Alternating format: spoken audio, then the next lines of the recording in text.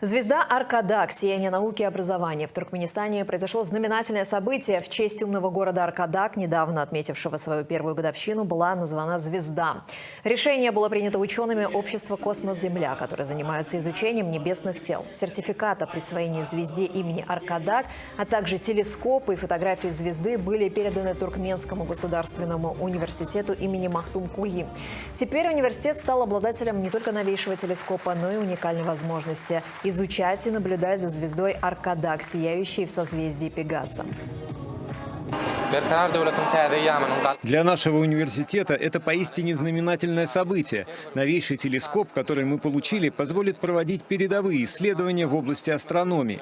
Мы сможем изучать звезды и галактики с еще большей точностью, что позволит нам сделать новые открытия и внести свой вклад в развитие науки. А звезда Аркадак расположена между звездами Маркаб и Кси Пегаса на высоте 30 градусов в северо-восточном пространстве неба. После торжественной церемонии для участников мероприятия была организована увлекательная лекция о звездах и созвездиях, а также была создана возможность понаблюдать за ночным небом в телескоп.